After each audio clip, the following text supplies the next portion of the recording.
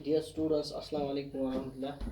हमारा आज का टॉपिक जो है वो है फ्रैक्शंस, जो हमारा दूसरा चैप्टर है। तो फ्रैक्शन की डेफिनेशन अगर हम देखना चाहेंगे, फ्रैक्शन क्या होती है, तो fraction is a part oblique parts of a whole. यानी कि फ्रैक्शन क्या होती है, या ये एक हिस्सा होता है या बहुत सारे हिस्से होते हैं of a whole. Of a whole means कि कंप्लीट फिगर जो होगी, यानी होल फिगर जो होगी, उसमें अगर हम एक हिस्सा देखेंगे, जैसे यहाँ पे कंप्लीट फिगर है, होल फिगर, इसमें एक हिस्सा या बहुत सारे हिस्से भी देखे जाएं तो उसको हम फ्रैक्शन कहते हैं। तो एक फिगर के कुछ हिस्से जो होते हैं या एक हिस्सा होता है तो उसको हम फ्रैक्शन कहते हैं। जैसे यहाँ पे फिगर बनी हुई है, आप देख सकते हैं, मैंने यहाँ पे शेडेड पोर्शन के लिए इसमें एक हिस्सा शेड किया गया हुआ है, लेकिन फिगर को इक्वली डिवाइड करना, यानी 5 इक्वल पार्ट्स जैसे यहाँ पे है, वरना हम नहीं दिखा सकते, क्योंकि ये इक्वली जब डिवाइड होगी तभी हम बता सकते हैं, फ्रैक्शन की सूरत में ये एग्जांपल दे सकते हैं। तो यहाँ पे जैसे शेडेड पोर्शन के लिए हमने लिखा कि एक पार्ट शेडेड है आउट ऑफ 5 पार्ट्स, तो 1/5। तो इस तरह से अनशेडेड के लिए, अनशेडेड है 1 2 3 4, यानी 4 आउट ऑफ 5 पार्ट्स, तो 4/5 आ गई फ्रैक्शन।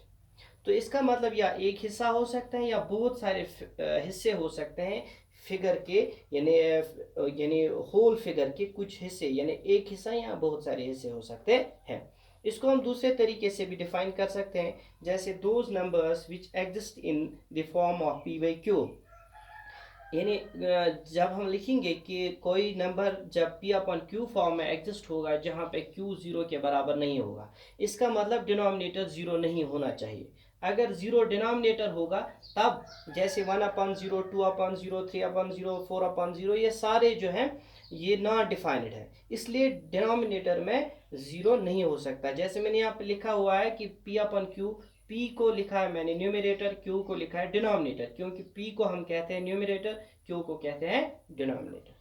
तो यहाँ पे समझना ज़रूरी बनता है कि अगर नंबर्स को इस फॉर्म में आप देखोगे p/q फॉर्म में, वहाँ पे p एंड q अगर आपको पॉजिटिव इंटीजर्स होंगे, पॉजिटिव इंटीजर्स आपने पढ़े हैं, जैसे 1 2 3 4, यानी जिनको हम नेचुरल नंबर्स के नाम से भी जानते हैं। तो अगर p and q natural numbers होंगे तो तब अगर उनको लिखा जाएगा p/q फॉर्म में तो वो होंगी फ्रैक्शंस। जैसे 1 और 2, 1 भी नेचुरल नंबर है, 2 भी नेचुरल नंबर है, 5 भी नेचुरल नंबर है, 2 भी नेचुरल नंबर है, 3 भी नेचुरल नंबर है, 4 भी नेचुरल नंबर है, इसी तरह 5 4 ये भी नेचुरल नंबर है।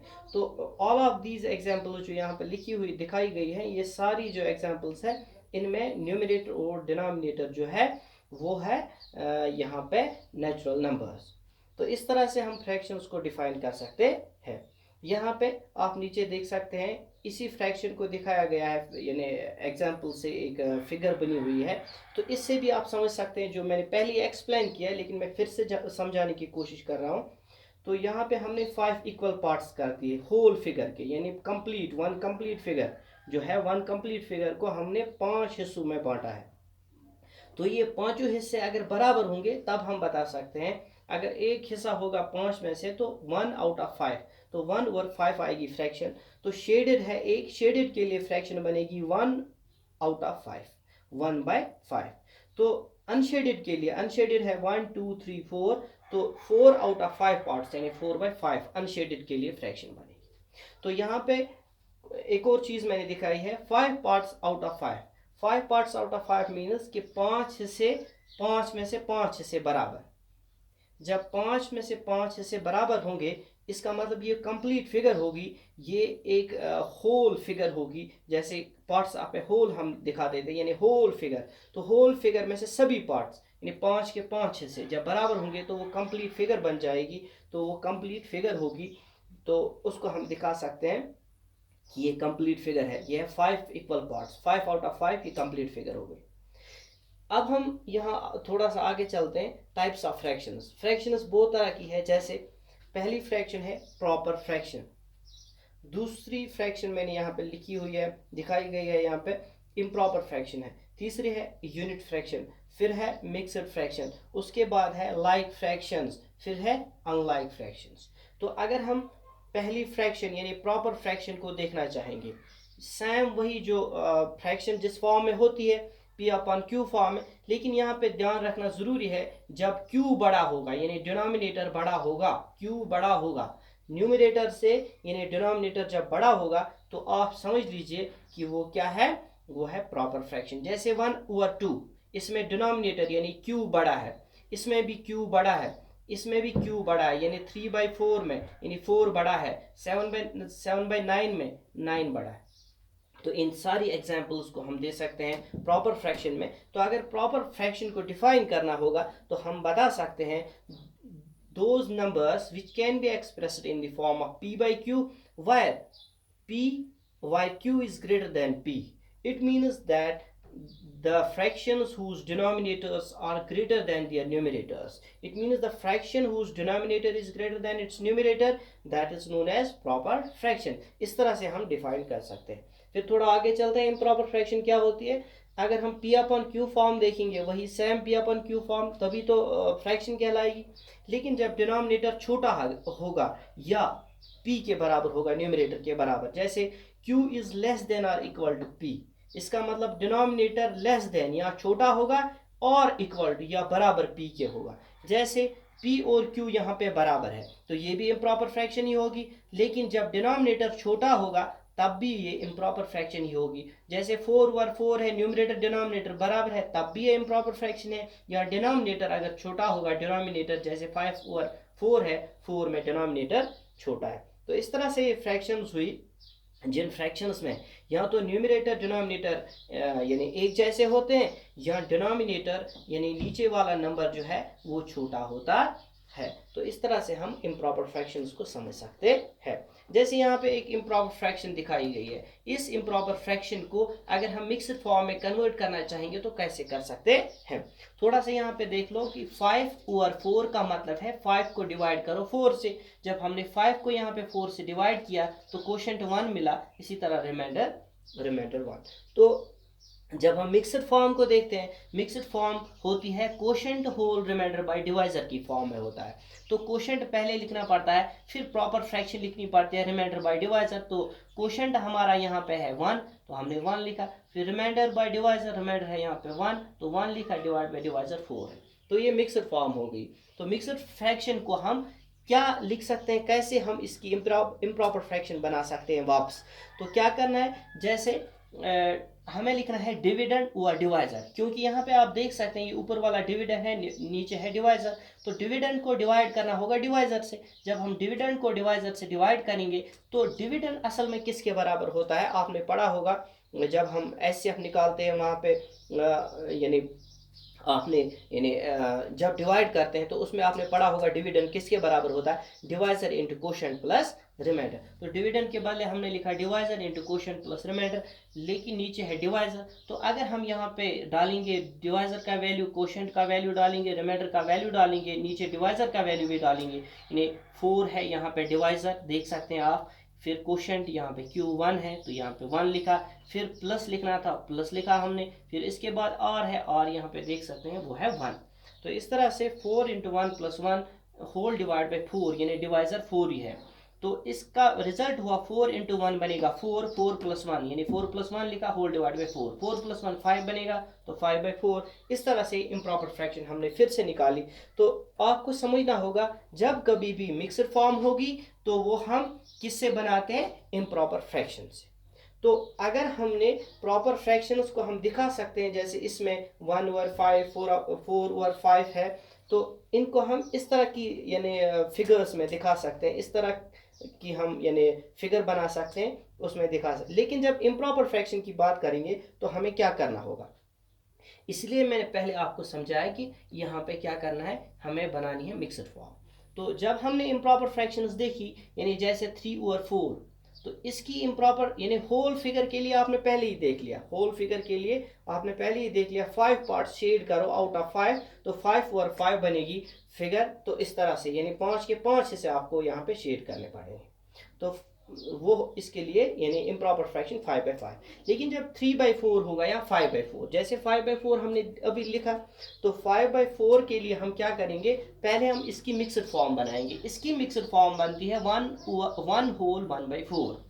1 होल 1/4 का मतलब है 1 कंप्लीट फिगर और फिर जो एक फिगर है जिसके 4 हिस्से होंगे, 4 में से एक शेडेड होगा। तो यहाँ पे 4 इक्वल हिस्से हमने किए, एक फिगर बनाई, फिर दूसरी फिगर बनाई, पहली फिगर के 4 हिस्से किए, दूसरी फिगर के 4 हिस्से किए, इसमें 4 के 4 हमने शेड किए, तो इसका मतलब 1 कंप्लीट फिगर।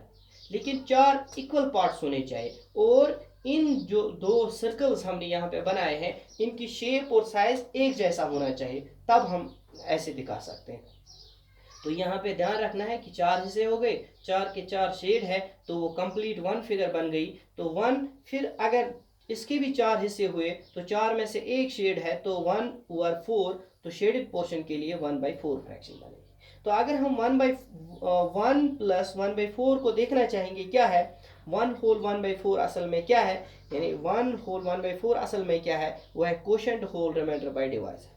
असल में यानी जो quotient whole remainder by divisor किसके, ये कैसे निकला था अभी हमने देखा, यानी यहाँ पे डिविडेंड बाय डिवाइजर है असल में, यानी quotient whole remainder by divisor को लिख सकते हैं डिविडेंड बाय डिवाइजर। डिविडेंड को लिखेंगे divisor into quotient plus remainder divide by divisor. तो जब हमने यहाँ पे निकाला, 4 से डिवाइड किया जैसे अभी मैंने सिखाया था, फिर हमने इसमें पुट वैल्यू किया तो 5/4 आ गया।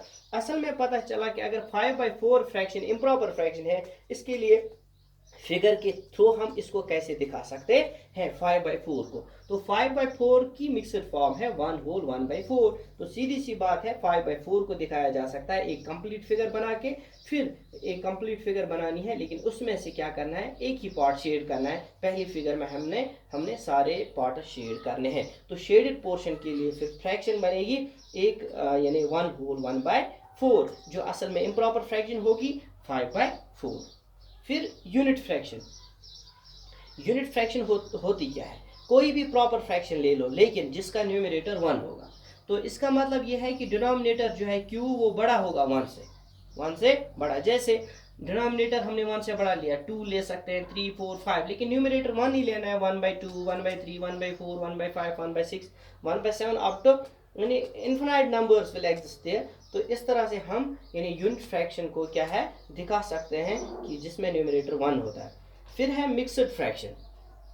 मिक्सड फ्रैक्शन हमने अभी देखी किस तरह से बना सकते हैं इम्प्रॉपर फ्रैक्शन, लेकिन असल में मिक्सड फ्रैक्शन की डिफिनेशन क्या है, तो हम लिख सकते हैं combination of a whole number and a proper fraction. यानी कॉम्बिनेशन जब होल नंबर और प्रॉपर फ्रैक्शन की दिखाएंगे तो उसको हम मिक्सड फॉर्म लिखते हैं या मिक्सड फ्रैक्शन लिखते हैं। जैसे q होगा होल नंबर, लेकिन r/d जो है ये है r/d प्रॉपर फ्रैक्शन होगी। जैसे यहाँ पे एग्जांपल हम देख सकते हैं, इसमें एग्जांपल हम अगर देखना चाहेंगे, जैसे 2 है होल नंबर 1/3 है प्रॉपर फ्रैक्शन, 5 है होल नंबर 3/4 है प्रॉपर फ्रैक्शन। तो whole number and a proper fraction की ये कॉम्बिनेशन हुई। तो ये मिक्सड फॉर्म्स है, लेकिन ये सारी मिक्सड फॉर्म्स बनती है कहाँ से, इम्प्रॉपर फ्रैक्शन। ये कभी भी प्रॉपर फ्रैक्शन से नहीं बनती है, ये इम्प्रॉपर फ्रैक्शन से बनती है। फिर हमारा है कि लाइक फ्रैक्शंस क्या है।